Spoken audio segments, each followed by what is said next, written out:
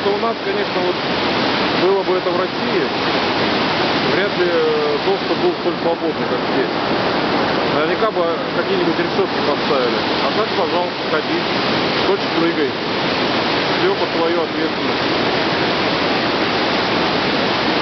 Ну, в общем, впечатляет, если честно.